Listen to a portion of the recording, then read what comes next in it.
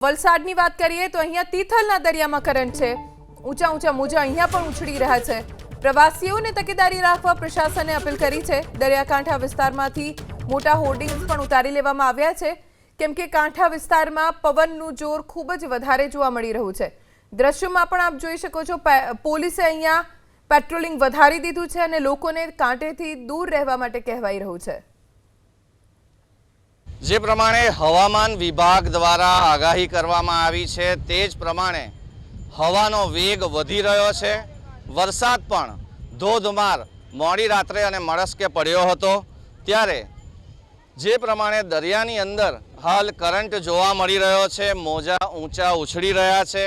આપ જોઈ શકો છો કે કઈ રીતે દરિયો પોતાની સીમાઓ ઓળંગી રહ્યો છે। લોકો એમાં મજા માણી રહ્યા છે, કિનારા પર તેને એન્જોય કરી રહ્યા છે, પરંતુ ખૂબ સાવચેતીથી આ કરવું જરૂરી છે, કારણ કે જે પ્રમાણે અમુક સમયે પવનનો વેગ વધતાની સાથે જ દરિયાનું પાણી જમીન તરફ વધી જાય છે।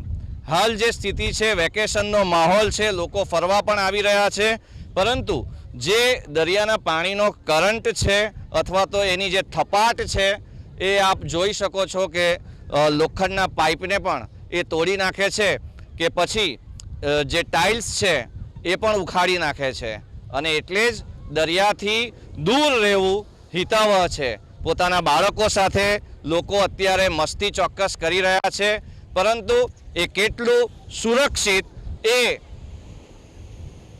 મા બાપે સમજવાની જરૂર છે। અને સેલ્ફી લેવાની લાઈમાં લોકો દરિયાની ખૂબ નજીક જઈ રહ્યા છે, તો તે પણ ખૂબ જોખમી છે। અત્યારે મોટી સંખ્યામાં લોકો અહીંયા ફરવા પણ આવે છે। જે રીતે શું સ્થિતિ લાગે છે ને કેવી મજા આવે છે? ના, આજે ખરેખર બહુ આનંદ થયો છે।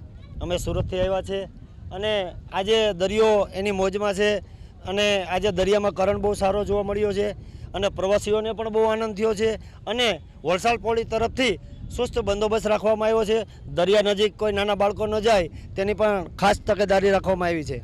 પણ આપણે જોઈએ છીએ કે ઘણા લોકો ખૂબ નજીક જઈ રહ્યા છે, જોખમી છે। આ જોખમી છે, છતાં પોલીસ તંત્ર એલર્ટમાં છે અને સુસ્ત આદેશ એવો આપી દીધો છે કે ભાઈ દરિયા નજીક કોઈને ન જવું।